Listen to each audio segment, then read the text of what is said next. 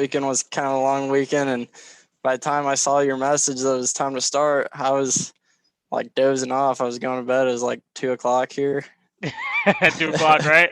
Yeah, I Yeah, think it was like Saturday night, and it was a long night of practice. So right. yeah, ended up Right. getting canceled today because of weather and all that. So Yeah, it's snowing, right? it was snowing. It was snowing during the week, and today it was like we'll practice in the snow, but not the rain. Yeah, it's interesting, right? You have to go Yeah. for the wintertime practices. Oh yeah, that's my good buddy Mike. I mean, Mike and I met my rookie year when I was playing for the uh, Central Illinois Cougars in Okay. Carlinville, Illinois. You probably know where that is. You know where Litchfield is? Yeah, yeah, yeah. Yeah, that area. I live in that area. So we Okay. met. He was a receiver and I was a corner. I was trying to play free, but they put me at corner, so I went with the flow because I played a little bit corner in high school, mostly corner in high school, but yeah, and so I left for basic training, and it was kind of weird and messed up at the same time because they I had my phone at one point while I was in basic training, and the team get asked me if I was gonna come back and play. I was like, yeah, obviously, I love playing for you guys. And next thing I know, they kicked me out of the group chats and everything. So I got home. I was like, I wonder what my buddy Mike's doing. So he got an offensive coordinating job for this team in Missouri, Hmm. and he invited me out, and I played safety there and started every game. Played all of special teams and free at the same time. That's where I got my first semi-pro pick at, and Nice. and then now he got a head coaching job for the Midwest Lions here in Illinois, close to home. So he pulled me there. So you're basically over there now in Illinois.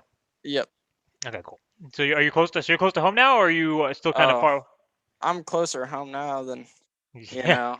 I mean, yeah, I was closer with the Cougars before, but because that was only like 10-minute drive. This one's like 30-minute drive, so it's 30 not too minutes. bad. Yeah, We're not too. yeah, Missouri was like on the other side of St. Louis, so that was. I mean, St. Louis is like 45 minutes from my house, but like try maybe an hour 15. Right. Yeah. Yeah, and it's funny because one of my teammates on the Falcons, Dan, he actually played at Wash. He was our kicker, and he's from Springfield, and so he wasn't too far. So he would obviously go to St. Louis, every now and then, and then come back. And it was nothing for him, because obviously from St. Louis to Springfield it was maybe like 30 minutes or an hour at most. So Yeah. yeah, I mean, but it just depends. So Yeah, I'm like right in between. So like if I want to go Springfield, like the only thing I really do go to in Springfield is Shields there. yeah, It's so huge, and they have a variety of sports and more than a Hibbett Sports or a Dick's Sporting Goods or anything like that. They have like yeah, all kinds of varieties. Where I go down to St. Louis and either go to a Cardinals and Blues game, or I go right on the other side to Chesterfield Outlet Mall where they got the Under Armour, Oakley, and Nike outlet stores and all that. yeah. They So basically kind of have like a variety of things for you to do.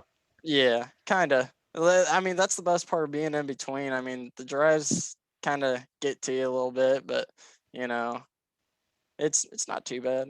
Yeah, I mean, it's just like, it's kind of odds, right? You just kind of balance out kind of, do you want to like, if you want to play, are you going to play close to home? Do you want to play for a team that's better? Maybe a little bit of drive, you know what I mean? And essentially, it's just kind of weighing that out. And, if you're able to still play, nothing like it. But I mean, I mean, everyone has different ways of looking at it. Essentially, just, as long as you're able to kind of make the most of it, then you're good.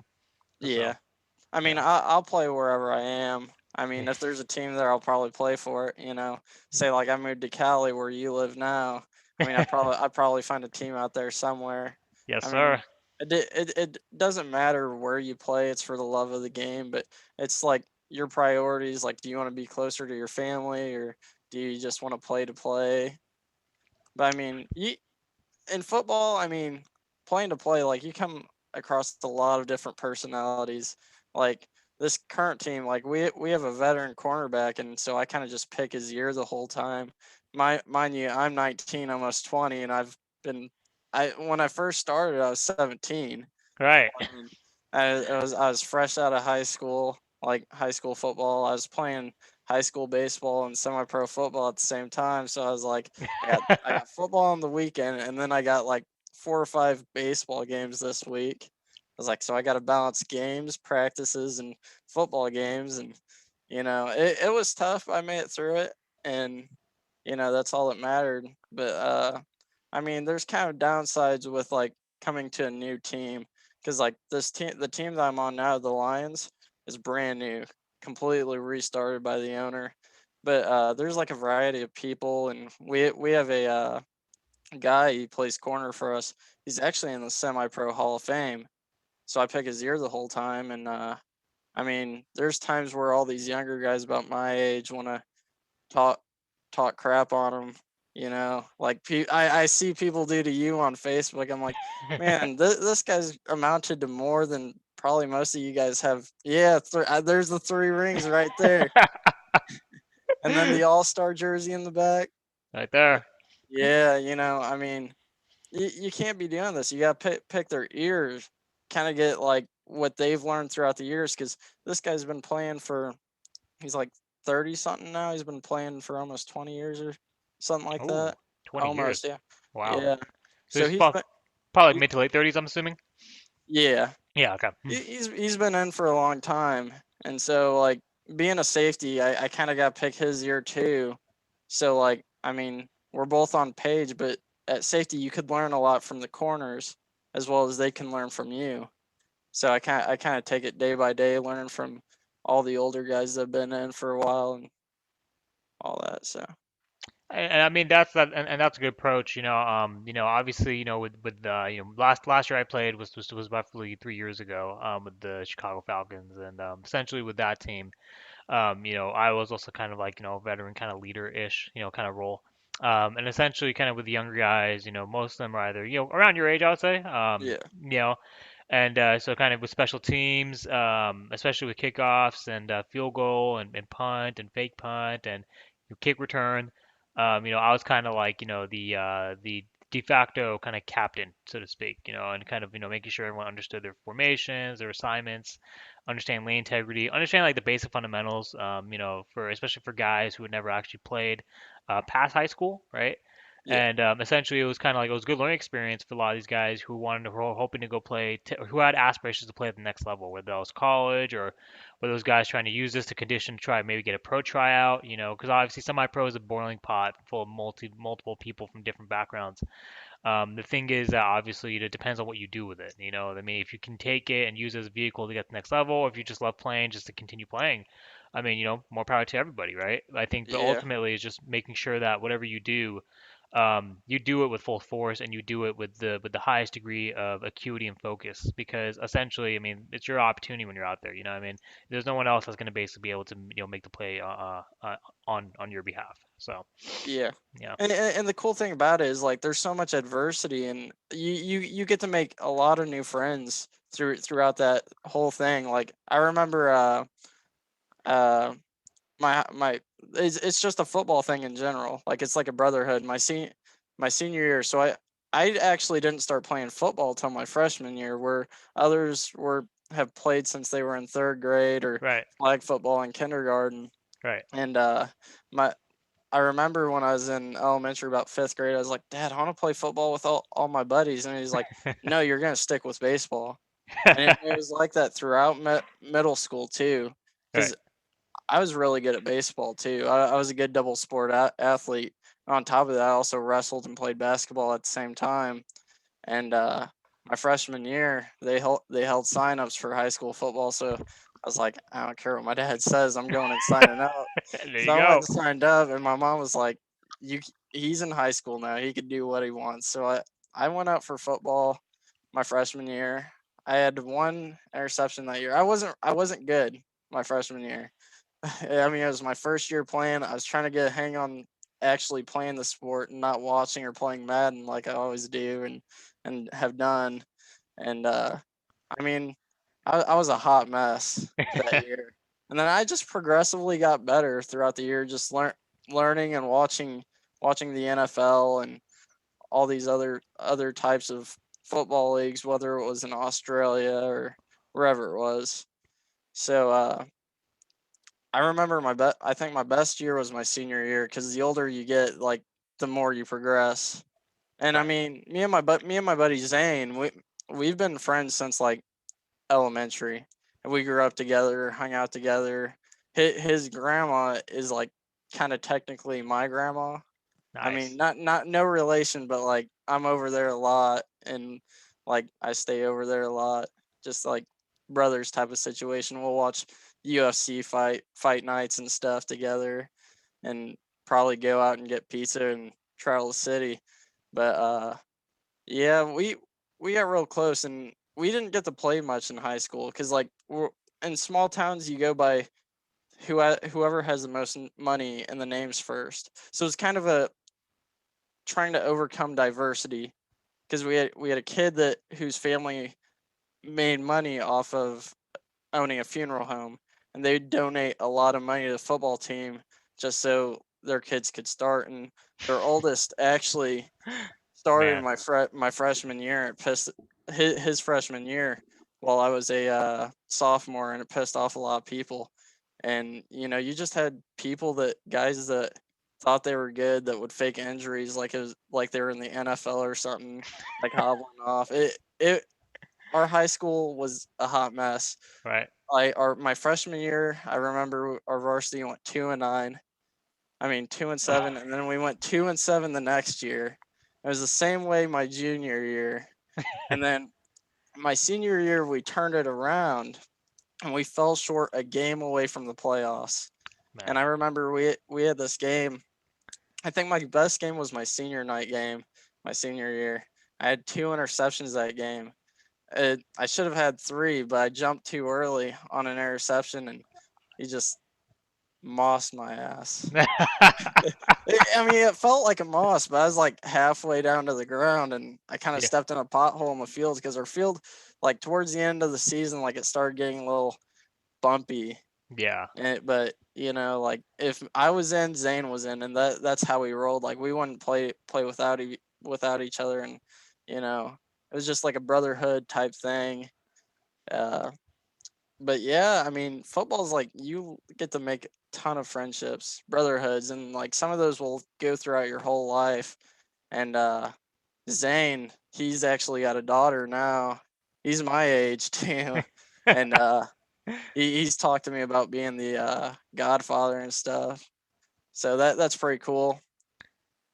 I mean, yeah, it But really is, right? But it's just like yeah, life creeps up on you, yeah, right? yeah. It's like one of those things. It really Yeah, is. I mean, life is pretty amazing. It's just the way you feel like living it. 100%, 100%, and obviously, like, I mean, even through obviously like the politics you had to endure with in high school, that sounds like, Yeah, it didn't stop you from continue playing, and that's the number one thing. As long as you're able to find positivity in getting out there and making the most of your opportunity every single snap that you get out there, you're basically doing yourself a service, and for me personally, my story was that when I was playing when I started playing college, the reason why I played college I was because I couldn't even play in high school because my grades just weren't good enough because my first couple years I was just being a fucking knucklehead and I got my grades around back my junior year. By the time I was ready to kind of try out for the team. 'Cause, I mean, it was basically my junior to senior summer, and so or senior year, spring, and so I spoke to the coach at the time, Coach Sweeney. Then he transitioned, the new coach, Coach Mannion. I spoke to him, and I mean, it just didn't seem like I would have been ready at that time. So basically, Mannion, I was speaking to him, throughout the off season, and he basically gave me some good advice in the sense that he's like, what's your goal, Asif? I'm like, well, I do want to play for SJSU. He's like, this school's been kicking ass for football for 25 years. Only three guys have gone D1A, straight out. He's like, if your goal is to go D1A, go, walk on a JUCO, get some film, and then see where that takes you. And so essentially from there, then I was able to walk on San Jose City College, and this is back in 2008. But essentially, I was able to walk on there, and with that, basically, I was able to kind of figure out, okay, like yeah, I could either be a receiver, I could be a DB, and I excelled at being a receiver because of obviously my length for my height and also just my ability to run routes.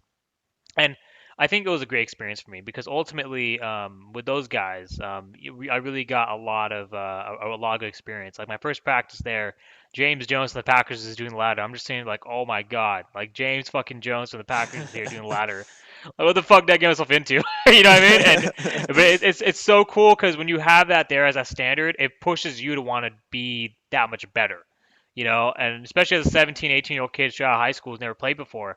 I mean, that to me really kind of just help you kind of, build some kind of self-esteem and build some confidence in my abilities as an athlete from that point forward. And from there, my coach Dub, my receivers coach, my freshman was Coach Dub, aka Keith Williams, who actually left the following year to go to Fresno State. And then now he works at NFL receivers. He was a huge influence on my life because he was one of the guys who basically didn't treat me any different than any of the returning sophomores, any of the NFL guys who were there on our spring ball facility at that time, or anyone else. Like he was just one of those guys who would just kind of just treat everyone the same. And when you kind of have that standard there, it kind of teaches you to always humble yourself because you have an NFL player like James Jones out there doing the ladder. That tells you have no excuses. There's literally no excuses for you to go out there and give it 110% every single practice, every single play. And obviously that carried me the distance, right? And Yeah. essentially, I mean, from there, went to West Valley College, and I've got a special teams player. Even though we didn't win any games, and I was able to go on the San Jose SaberCats tryout, and I was able to get, after San Jose SaberCats, I was able to go to Stockton Wolves of the AIF, the American Indoor Arena Football League, which just started at that point. And then both times I didn't make it. Then finally, the Wolves rebranded as California Eagles, and then they called me back, and I was able to make it on their practice. They're actually the active roster, and at that, so I'm getting paid to play them. I'm professional. I'm like, all right, sweet, And but also it's like, all right, cool. Like I'm 22 years old now. I'm getting paid to play, and what's next? After this, because we had a great season. We were able to make it to the championship game. And then I ended up getting this ring, this big one right here, and maybe you can read that. Let me point it that way. Actually, no, you can't. Yeah. Let me turn on the light. 1 second. Give me 1 sec. Let me turn on the light. That way you can read that.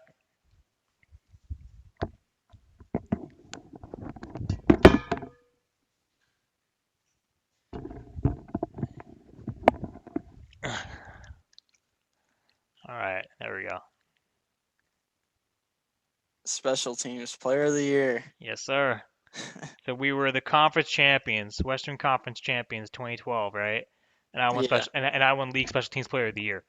And that to me was probably my crowning achievement because obviously, I'd grinded, because up to that point in 2012, like, I'd been playing from 2008 at San Jose City College, 2009 at West Valley College, 2010 with the Arena Football League with San Jose SaberCats, trying out and combining conditioning, 2011 still conditioning to get on a roster with the Stockton Wolves, and obviously that didn't pan out. Finally, 2012, I make it. So 5 straight years, and then we make it. We win the Western Conference. I win league special teams player of the year. We make it to the championship game. We get blown out 79-27. But I mean, ultimately, I mean it was a fucking phenomenal run, man. Because you're just basically like, I mean, for me, obviously, just being a 22-year-old kid and just being out there in like these facilities and these indoor arenas with like 20 to sometimes 15, 20, 25,000 people packed. Especially overseas, especially when we went to like to the Carolinas and the South. Yeah. Yeah, I mean, it was just like it was a whole different atmosphere. And for me personally, it's like that to me kind of taught that was the best experience I ever had. I wasn't able to get any film because after the team folded, they were very restrictive on providing film to players because I'm not sure why, but I think it was like a league policy for some reason because they violated some suspensions, and the owner didn't pay some players, so there's some lawsuits pending. So we weren't able to get anything from that season. But I mean, I got this, so I don't really care. But Yeah. essentially, it was a great run, right? And then Yeah. pretty much from there, I'm just like, mom's like, you need to get a real fucking job. I'm like, all right, I'll figure this out. I basically decided to take my units, transfer to Cal State, finish my bachelor's, then I start working. Now I'm in my current field in IT consulting.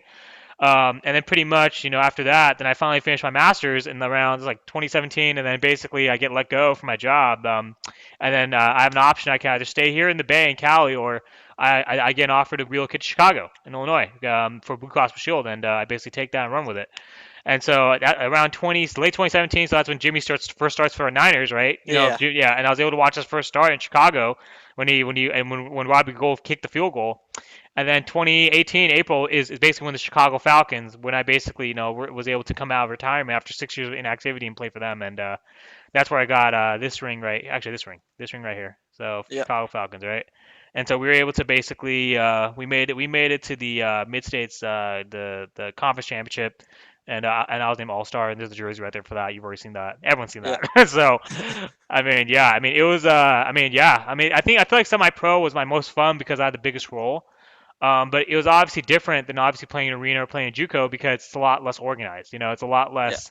You don't have all the guys show up to practice. You don't have practice 5 days a week. You don't have you have guys who may not be able to get to the games on time, or they have to Yeah. carpool. You know what I mean? So I mean, these are issues I wasn't really accustomed to when I was Yeah. playing college. Yeah, good. And the worst part about it is like you come to teams and you only get like maybe 8 to 10 players show up to practice, and you're like, what the hell is this, like, and then it starts, your team captains primarily show up the most, and Right. then it gets to the point where the team captains don't even show up to practice anymore, but then you get 27 unexcused players show up to a game the next day, like, where are you guys yesterday? And that's the thing, right? Because it's like, oh, but it's like, and the guys will tell you, oh yeah, but this is semi-pro. We're just basically working. We have jobs. We have families. This is a leisure. It's a pastime. But that's like, okay, but sure. But it's like, if you want to be on a team, like, if it's a pastime, isn't winning part of that? Like, don't Yeah. you want to win, right? Yeah. And it's just like, oh, but we're too good. Like, we're good enough not to. And I mean, yes, some of them are, right? But then I felt like I had a duty to the younger guys to kind of just be there, to kind of be like a mentor, be like a kind of like a veteran, and also like especially special teams and being also slot. You know, what I mean, slot receiver, running the routes. I mean, because there were some young guys, I mean, basically, close to your age, who are basically. I saw specifically like, I mean, some guys were converting positions, meaning that some guys were like running backs trying to play receivers, some guys receivers trying to play running backs. Some guys were basically new to special teams. They weren't used to kickoff. They weren't used to punt. They weren't used to kind of lining up and delaying integrity and all these types of concepts, right? So basically, like for me playing slot, I mean I knew how to run straight, and some guys they run laterally.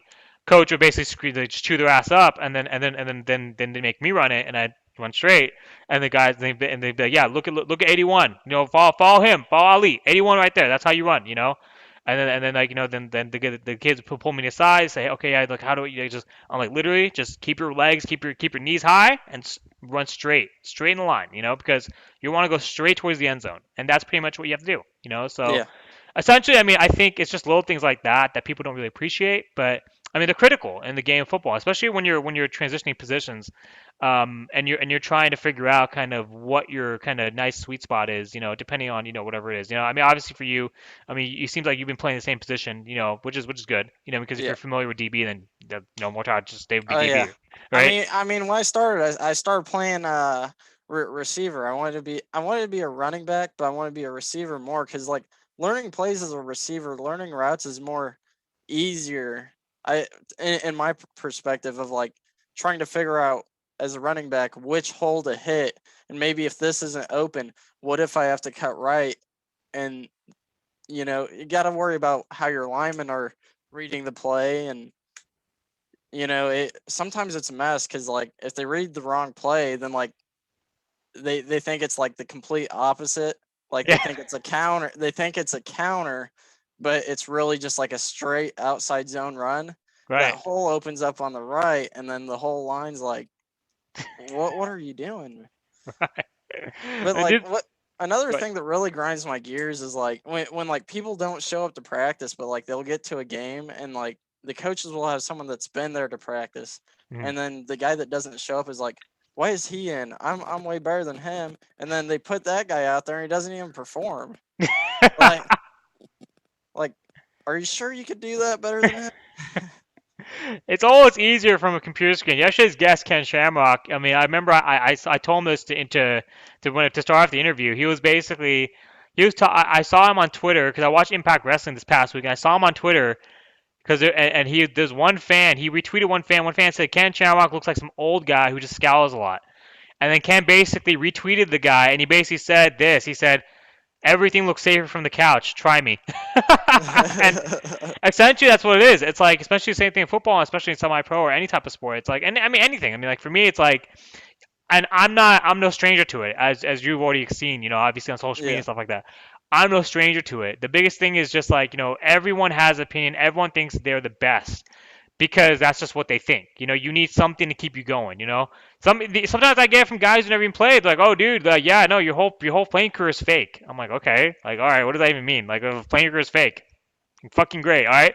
I mean, I but mean, essentially, it's just little things like that that they try to say to get under your skin, or they try to belittle what you've accomplished because it's just kind of it's just them to kind of buff up their own ego. yeah, What you need to do in those situations is understand, okay, cool, like if you think you're better, then show me. If you think you're better, or if you think this is nothing, you go out there and do it. And I basically just, I mean, I use numbers and facts anytime that, because now I don't play anymore. I can't do that as much as I used to, right? Like, all right, you think you can run the route already? Yeah, all right. I'll sit out this play. You go ahead and run it. And I'd sit there like this. I mean, literally just like this, and I'd see him. You run the play or you run the route, and we'll see if you know exactly what the coverage is. You'll know exactly which way to split the zone, if it's a slant or if it's a dig or if it's an out. And if you don't, then when you come back here, I'm gonna say, okay, so what'd you do wrong? And then if you don't have an answer for me, they'll be okay. How about you sit here and watch me, and then we'll talk on the next play, right? So yeah, I think essentially those are the types of things that people don't really kind of pick up on. I think, but I mean, like leadership by example, obviously is kind of like my method of leadership. But I also think kind of with social media too, it's the same thing. I mean, just like hey man, I mean, you're talking shit. Here's my numbers. I mean, do you have the same credibility I have? You probably don't. But that's why you're talking to me because if you had the credibility I have, yeah, you'd be on the same, but you'd be talking to someone else, like yeah, way up here. So that's exactly kind of the whole kind of mindset mantra with, especially with the superstar mentality. Because kind of yeah, what you were talking about, the superstar mentality. Everyone thinks they're a superstar, right? yeah. It's all fun and games behind a computer screen until you get face to face, and they're Right. like, I don't want to do this anymore. I mean, he probably knows way more than I do. Yeah, I mean, he knows way more than I do. you're right, and I mean that's exactly it. I think it's just funny because Ken Shamrock is a UFC Hall of Famer and a professional wrestling Hall of Famer. He basically is a Hall of Famer in both wrestling and in mixed martial arts, right? He's a combat Yep. sports legend. Like, I mean, if he has to deal with this, then everyone has to deal with it. Michael Yeah. Jordan, LeBron, I mean, all these guys have to deal with this shit at some point. It's just like, and the reason why is because you know what? Everyone wants to think that they're an athlete. Because when they watch athletes, they want to be able to. It inspires them. It literally does. I mean, you may not even realize it, but there may be someone that you're inspiring, and then and they see you, they either will be like, oh yeah, no, you're not that good, or well, oh yeah, I mean, and they'll say something to you either on the field, off of it, whatever. So that way, it kind of gets you. It's because they want to test you. And I feel like that's what I learned throughout my career. Whether it was I was playing arena, professionally, playing junior collegiate ball, playing semi pro, it's all the same. It's all the same. It's just you have to develop that kind of that thickness, the skin thickness, right? I mean, maybe not so much for like for certain players who aren't like subject of it as much as I was, right? Because obviously I was a huge subject of it because of the kind of the publicity and kind of my name just Yeah. out there, right? Yeah. But I'm very fortunate for that because it's just one of those things where it's like, okay, now when I talk to the kids your age, or like anyone who's like trying to get into the sport and was a fan that follows me, prospective athlete, right, or current Yeah. athlete, I can just kind of give you guys my experiences, my lessons, because pretty much what you're telling me is something that I've seen at every level, and Yeah. it's just part of the game, So Yeah. yeah. I mean, talk about getting Ken Shamrock on here. Your next step should be RVD. RVD, bro. I was actually thinking about that. Yeah, RVD might be nice, right? RVD would Yeah. be would be a pretty good addition. So yeah, I'd Yeah. be all like, good. Growing up, he was one of my favorite wrestlers. Like at the Yeah. time, I remember at that time you also had the Hurricane, who had a shortly lived career. I mean, he had a cool gimmick. Don't get me wrong, but he was such a jobber. Stand back! There's a hurricane coming through. Yes, sir. No, he was funny. I Oh mean, yeah. like, and then I remember when he had those promos when he'd interrupt someone, and then he'd be all like, "Hunter, you said that you did this, but then you said this. What's up with that?" It's like, okay, it's like, all right, hurricane, I got it.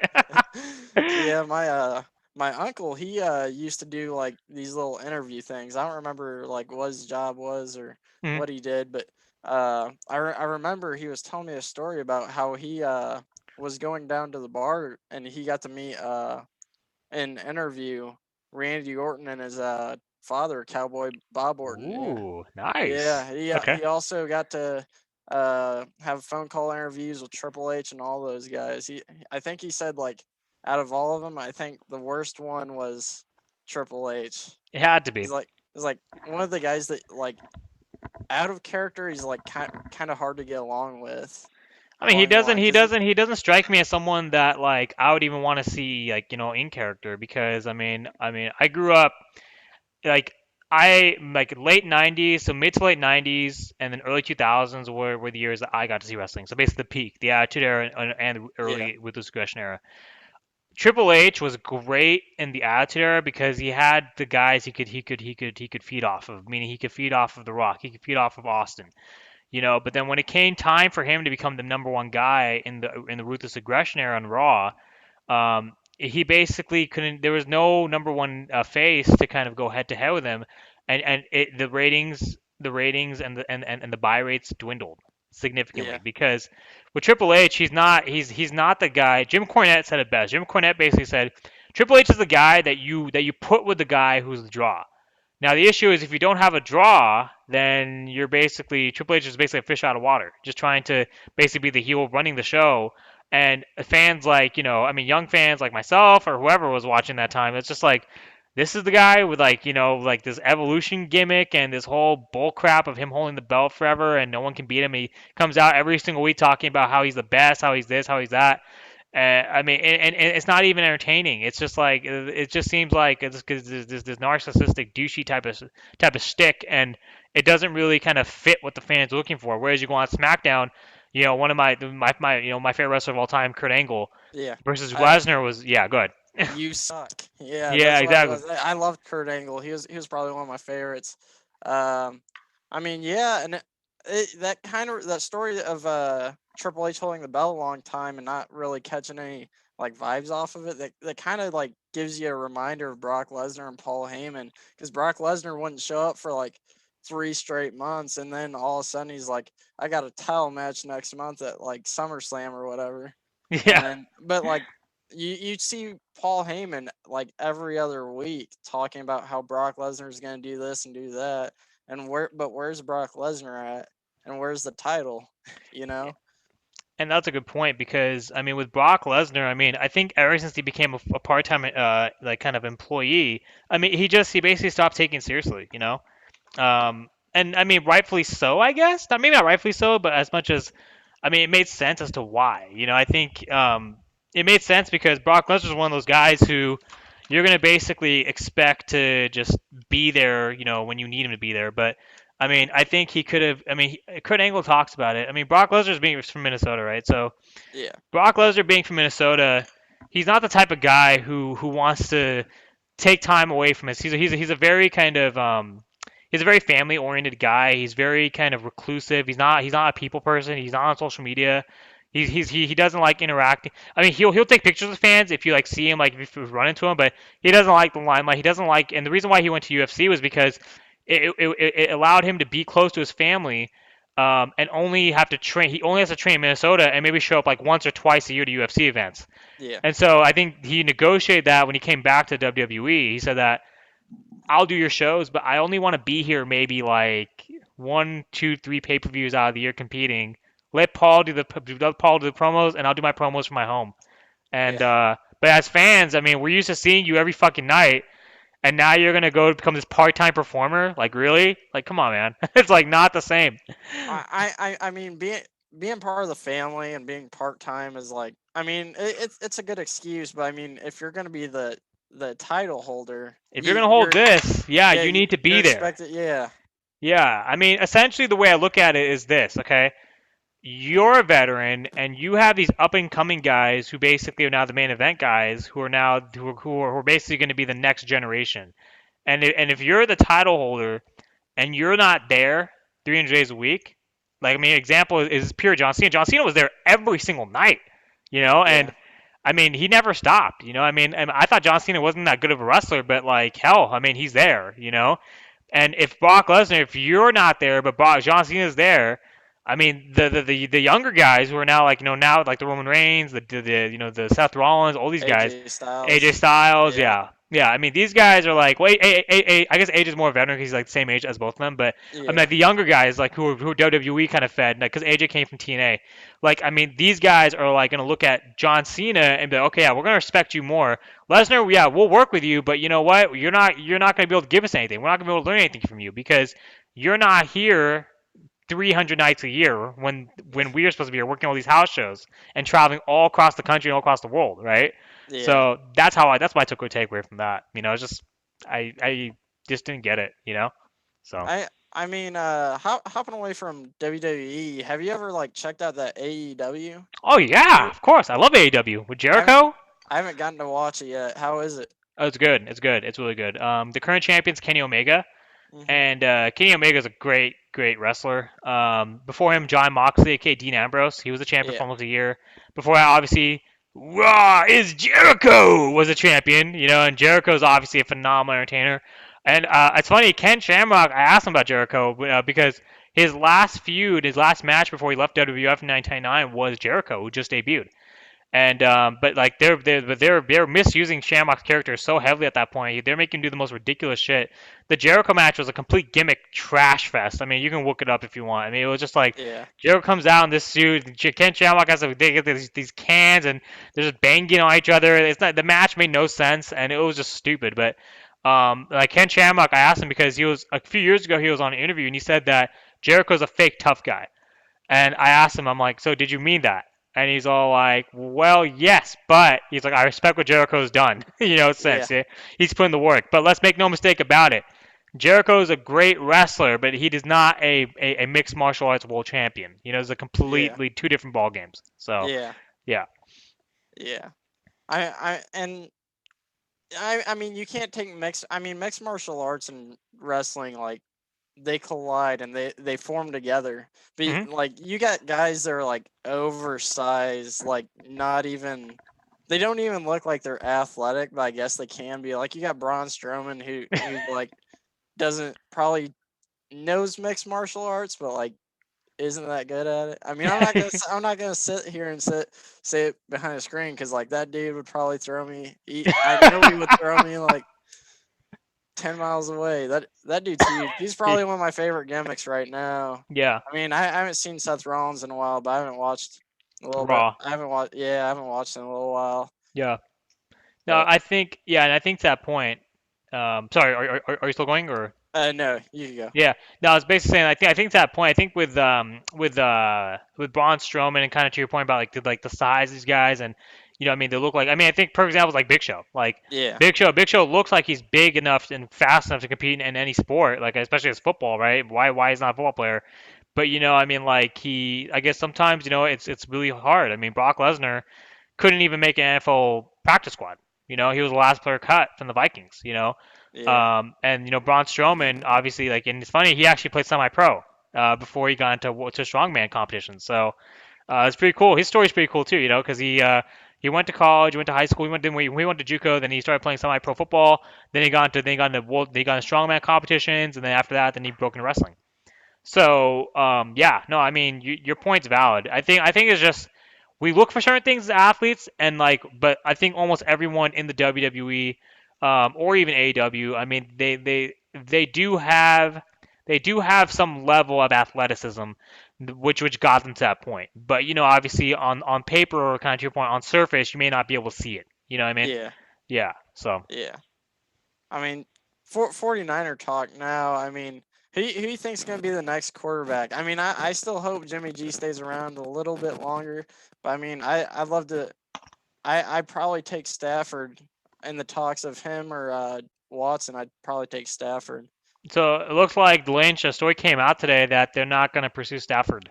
So Really, yeah, that's so sad. I mean, I wouldn't pursue Watson. I mean, it, the asking price he is too high. the Yeah, yeah the price is too high, and like all the drama that he's pulling and Houston right now.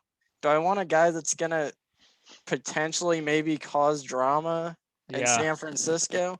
And you gotta look at it in like a health aspect too. He's already had a torn ACL, and he's a mobile quarterback. So why would you want a mobile quarterback that has already had one torn had a torn ACL surgery. Yeah, I mean, I mean, Jimmy G should be example enough, about that. Yeah. Yeah. I mean, I guess you could say the same about Jimmy G, but Jimmy G's not really a mobile quarterback. He's more of a pocket passer, No, he and is. Yeah. I think that's part of coming from the Eastern Illinois system, and then developing under the Belichick Brady system. I mean, he had Brady under his he was under Brady's wing. I don't know why I said he had Brady under his wing. That's like the complete opposite. I Right. mean, if I had Brady under my wing, I guess I'd be the goat then. Yeah, well, But no, actually, if you have Brady on your wing, then your name would be Drew Bledsoe. I mean, they pretty much forget yeah, about you. So go yeah, ahead. yeah. I mean, they did forget about Bledsoe, but they haven't forgotten about Brady. No, exactly. But No. the point is, if you have Brady under your wing, your name is gonna be Bledsoe. They're gonna forget about you because the goat's gonna take over. So Yeah. go ahead. I mean, it's kind of messed up situation now because he doesn't have Belichick, and now he's in the Super Bowl. Everyone was like, he's not going to be able to make it Super Bowl without Belichick, and now he's like, what? Yeah, I mean, I think ultimately with Belich with Brady getting to the Super Bowl, I mean he basically silenced all the system QB narratives. Because system QB narratives basically started when Matt Castle took over, which was my freshman year of college ball. Brady, which was his the first year he actually missed, as starter. The Patriots went 11-5 with Matt Castle, and Matt Castle then gets traded to Kansas City, and Kansas City basically wins 10 games or 11 games, and they make playoffs. So the question was, okay, yeah, is Brady really that good? Because Castle went to another team, he led that team to the playoffs. He's a system QB. That's where that Yeah, came from, right? yeah, But essentially, then obviously this past decade, Brady did win 3 Super Bowls and more than any quarterback. However, people were still giving credit to the defense because they didn't see enough from the offense, at least from Brady's side. Besides Super Bowl, I think I would say 51 for the critics.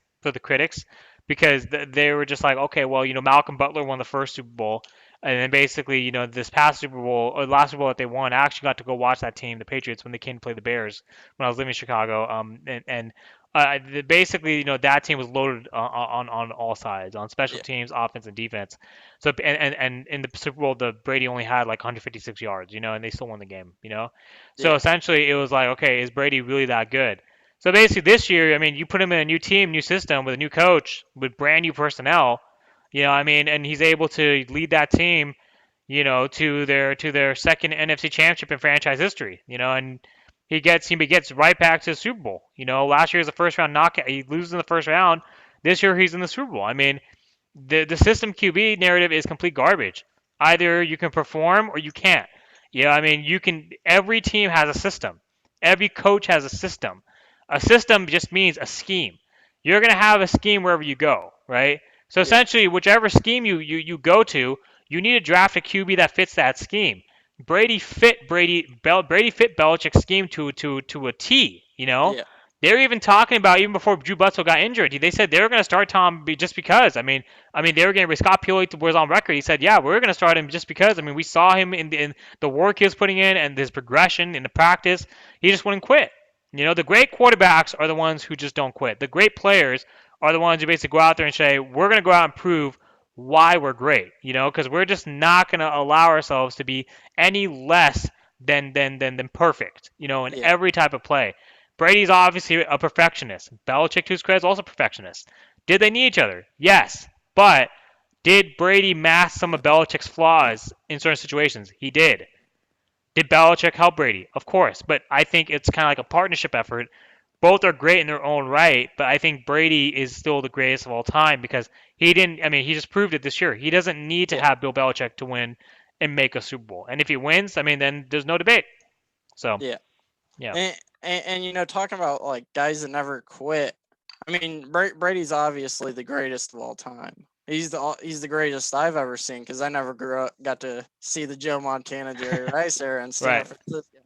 But I think at the top of the list of guys that never quit, in my opinion, it's Drew Brees. Drew I Brees. mean, did you see the injuries that his wife Oh, came out with the injuries the that he played through this year? He played through a torn rotator cuff.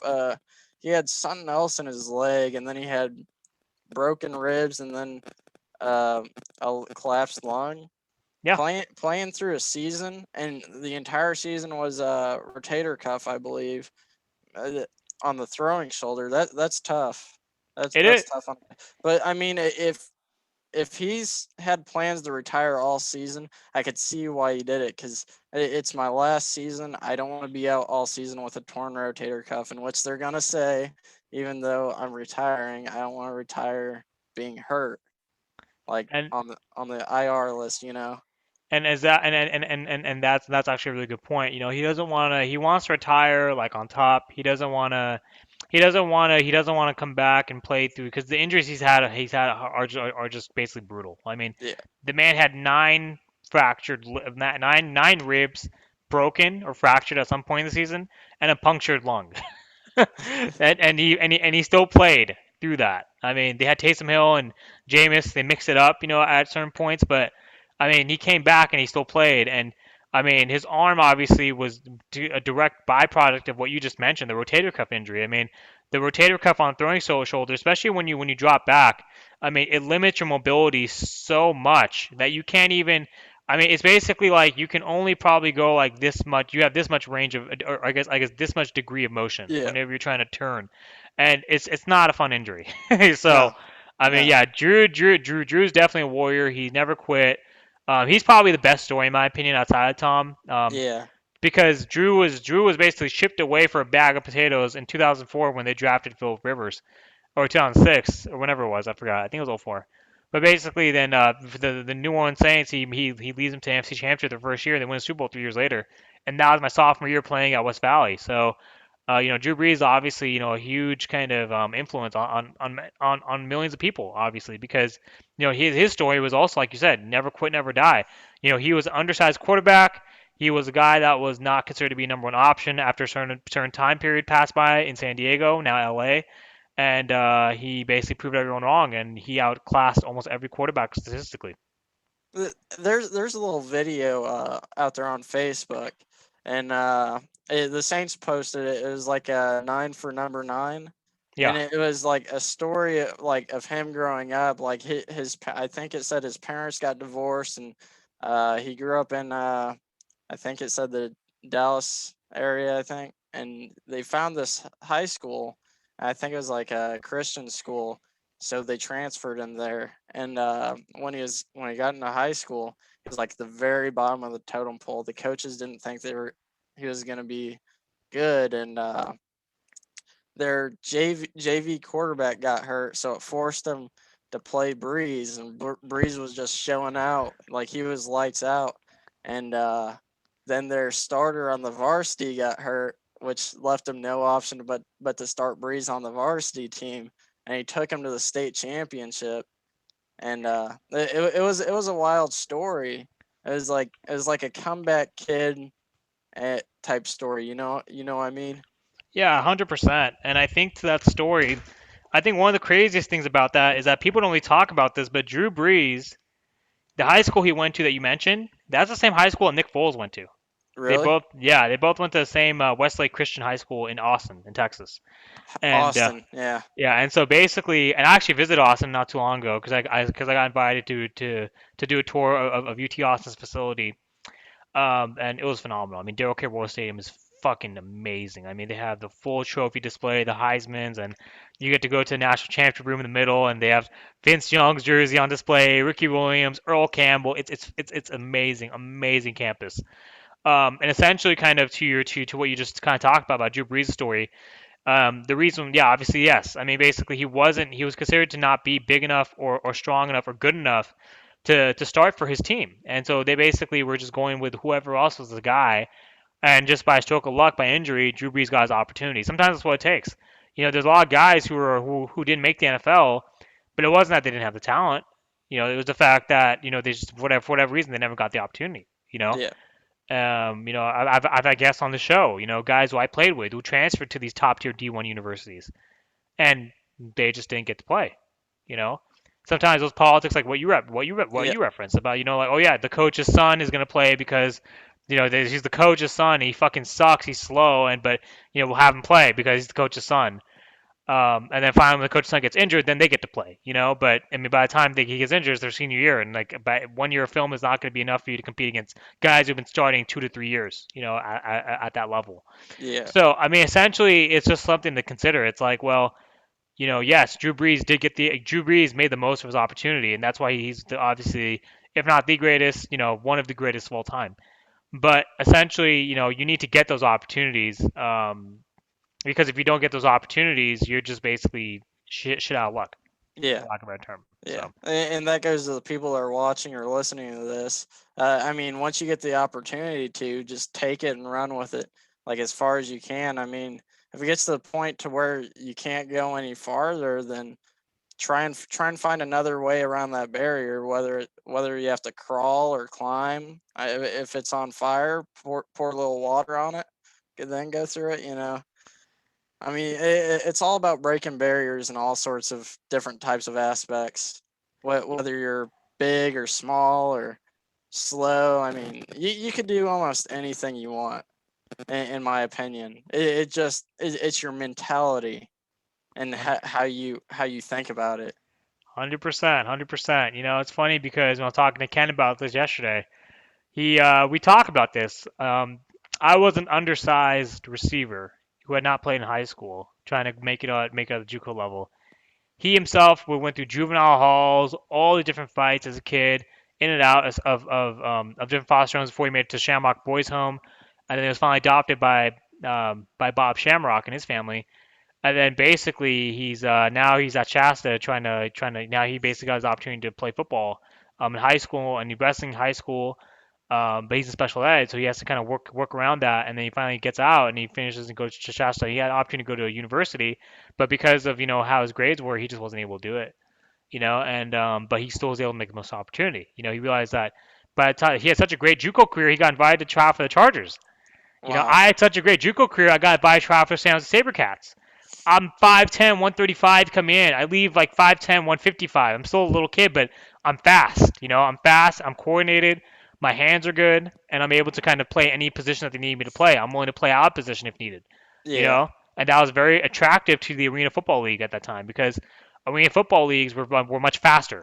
They want little guys who can maneuver because if you know how to run angles, you'll be very effective on a 50-yard field versus a 100-yard field, right? Yeah. And so to your point about kind of what you're saying to like all the listeners out there, and I'm just gonna kind of repeat your sentiments.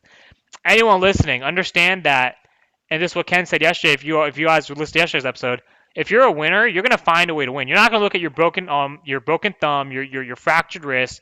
You're not gonna look at the fact that the guy has however many pounds above you. You're not gonna look at the fact that you're third on a depth chart. You're not gonna look at that. You're basically going to look at kind of whatever you can do to overcome that obstacle in that situation to the fullest level of sheer will. Your will is what's going to define your success. There's no other way around it. If you have will, you'll make it. You know, if you have will, you'll get the rings. If you have will, you'll go out there and you'll showcase yourself enough to where you'll get recognized for your efforts and to the point where people are going to want your autograph one day. You know, that's what I tell everyone. Grind until your name has value. You keep grinding, and your name will have value. You're gonna have people just clamoring, across different countries who you've never met before, And essentially, that's the number one thing, If your disposition is only one thing, you define your success. Your circumstances only define a fraction of your success. If you can find a way, if you can find your disposition, if you can maneuver your disposition around whatever obstacle you have built in front of you, there's no stopping you, man. And we're talking about football, but that's for anything. I mean, it can be business, it can be life, it can be a relationship, it can be war. I mean, it can be work, it can be whatever. Anything that you're dealing with, a personal issue, right? Just keep remembering, man. Just keep going because nothing. There's only one who can stop you is yourself, and that's it. 100%. So, yeah. Yeah. Yeah. Yeah, I liked how you worded that. That was perfect, right on the spot. You Eh, you just hit it right on top of the head, right hey there. man, hey man. When you've been playing this game as long as I have, you better be able to hit on top of the head. So. Otherwise, Yeah, otherwise, my audience would be very disappointed. Like, man, what the fuck, 81? Come on, dude. We're waiting for. How long you been playing, man? You don't know? You coach too? Yeah, I did. What was the 81 number inspired by to you? Like, did anyone inspire you to wear number 81 or? Yeah, my senior year when I was conditioning and doing weight training, that was the year the Patriots went 16-0, and my favorite player was traded to there, and so I basically took it Who was after that? him, Mr. Randy Gene Moss. Oh, Randy Moss.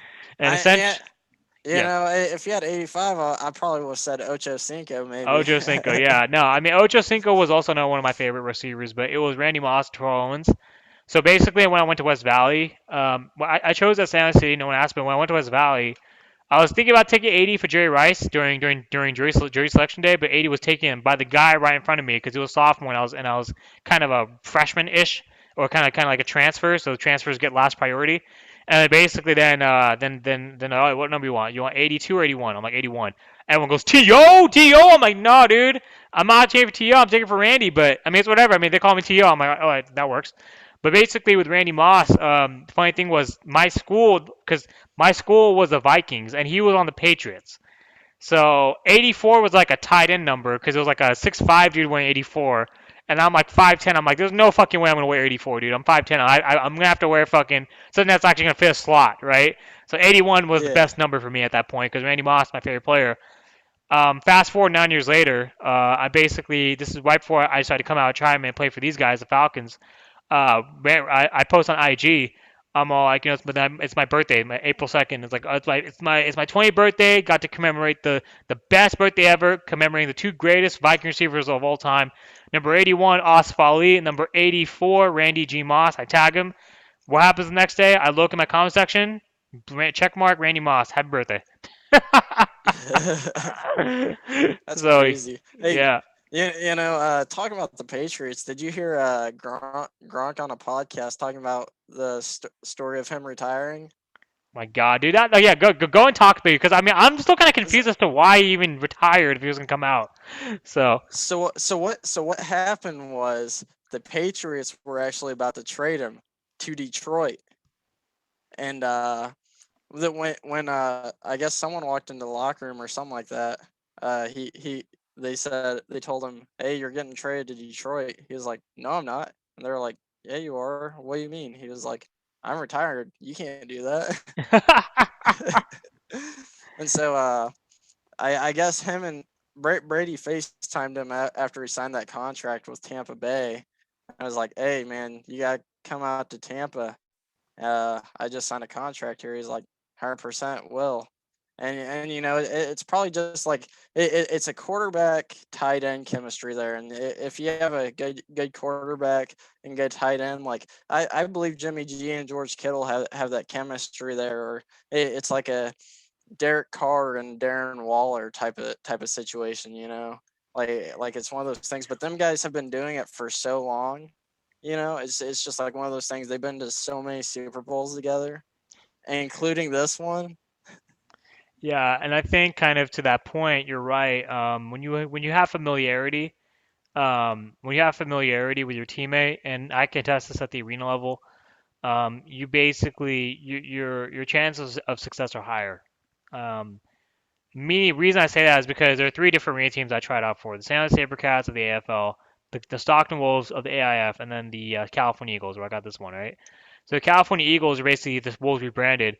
The SaberCats had coach Steve Pappen, who, if you look him up online, he's an Arena Football League legend, Steve Pappen, and he was there at the California Eagles tryout. So basically, the route combinations that they ran, during my tryout were stuff I knew from like jump. I mean slants up the middle, digs, double crosses, against cover two, goal to the post. I mean either, sometimes they put me in one time they put me on outside and I ran a post and I was like, all right, cool, this works, right?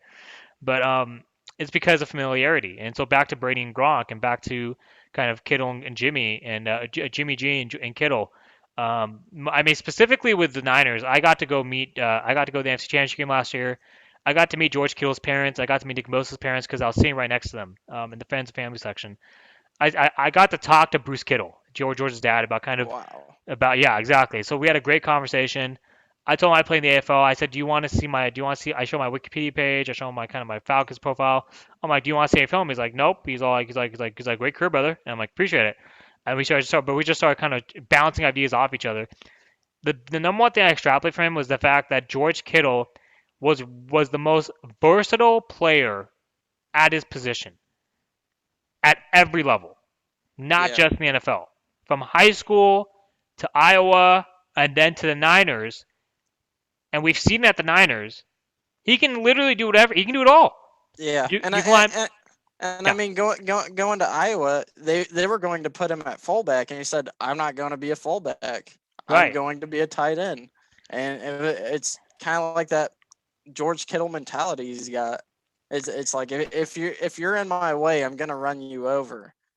He's like a bigger than Derrick Henry, but he's like Derrick. It's like a Derrick Henry stiff arm at tight end.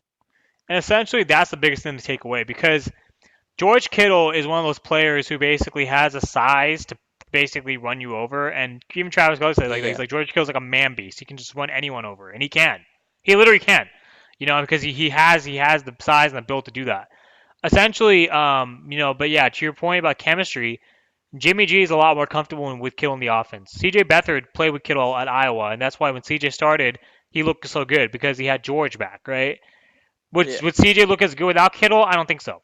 You know, No, and essentially, I mean, good. sorry to interrupt, but I mean, in my opinion, Bethard's not starting worthy. He Yeah, may be second string worthy. I mean, Mullins is barely second string worthy, and it's just I get on social media all the time, and everyone's ragging on Jimmy Garoppolo. Like, what did Jimmy Garoppolo do wrong? Because last time I checked, it's a team effort, and the last time I checked, we got Kittle out.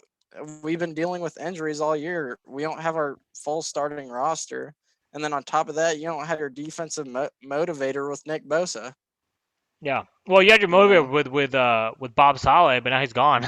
So, yeah, I Yeah. mean, yeah, we just basically don't have our best player on defense. Basically, Yeah. we're missing Nick, right? And I think your point's massive in the sense that yeah, their injuries plagued our team this year, but well, not our team, but the team that we follow, right? Because I can't. Yeah. I mean, these are the teams I didn't play for the Niners, but essentially, with the Niners, right?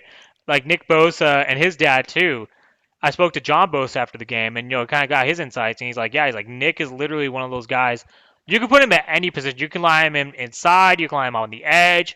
Three technique, four technique, whatever. The motherfucker will run you over. The kid is a beast, right? And essentially, Yeah. kind of the same thing with yeah, with George and kind of, back to your point about chemistry. Like chemistry is a big thing. Like, you need to have your guys healthy. With Gronk, the reason why he wanted to retire the first time was injuries. He had too many injuries. He couldn't stay healthy because Yeah. he took too many hits. And essentially after his injuries, he's like, all right, he's out of here. Got his body healthy. Then by the time Brady comes back, okay, yeah, he's like, that's why he never filed his retirement papers. He was waiting to see what was going to happen this offseason, and then he decided to go to Tampa Bay. But you see how much better Brady is with him than he is without him, right? One season without Gronkowski, Brady Yeah. is a first round exit. One season with Gronkowski, Brady's back in the Super Bowl, right? It's crazy. And so essentially, Yeah. like same thing with Jimmy, like, but I'm not gonna say I completely lost faith in Jimmy. I just think you have to be available. I mean, I can't sit here and say Jimmy G is our answer. Yes, we've committed to him, long term, but he's the type of guy you if you pay the guy 140 million, you need him, you expect him to be there. You know what I mean?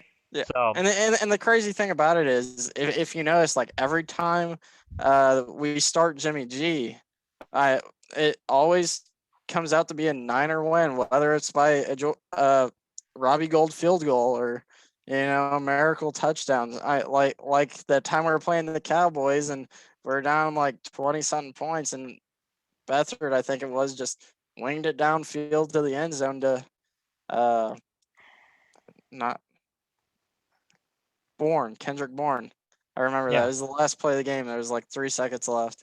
I was Yeah. like, well, we got a touchdown, but we didn't win. I was like, this is not gonna be good when I come across my Cowboy friends. Yeah, well, that's what's gonna. It's that sometimes you need that. You need that for And those. yeah, I was like, I guess it's their motivator, but we were in the Super Bowl last year. Exactly, exactly. So, I mean, essentially, I mean, like, yeah, I mean, the point of the matter is, and this is kind of a weird way to close this episode, is just that the best teams know how to utilize the best. I guess yeah, the best tandems. The Jimmy G to George Kittle, the Brady to Gronkowski. And obviously the Mahomes to Kelsey, Mahomes to Hill. It's looking the best teams know how to leverage their personnel, right? And essentially, kind of with that, I mean, with the Niners, I think the Niners basically, we have good pieces in place, but I mean, we still need to figure things out because, yeah, even if we get full squad healthy back, what happens if Jimmy G gets injured? Like, I mean, if he gets injured again, we're gonna basically have to kind of look into, try to get a brand new type of QB, a brand new type of scheme. So I mean, essentially, these are the types of things that we're gonna have to consider in the offseason. The fact that Lynch isn't pursuing Stafford is kind of troubling for me personally because I think Stafford is a much better option. But I mean, we'll see what happens. We'll see what happens this offseason. We'll see what happens with the Super Bowl. But yeah, I'm looking forward to the Super Bowl just because of the narratives and the matchups, and yeah, it should be fun. Yeah. Yeah. So closing thoughts, Ryan. Yeah. I mean, I think I learned a lot from you from doing this. I had a lot of fun. Thanks for having me, man. I 100%. appreciate it. Yeah, 100%, that man. picture hasn't came in yet. I mean, it says it's here, but I think it's just sitting at the post office. They haven't distributed it out yet. Yeah, so we'll So probably get there by Monday. yeah, I mean, it'll probably be in my PO box on Monday or Okay. something like that. So Sure. All yeah, right. No, I can't wait to too bad I see. couldn't. Yeah, too bad you couldn't bring it on Oh today, right? yeah, It would have been nice. yeah, It would have been yeah. nice. That would have been pretty cool. Yeah.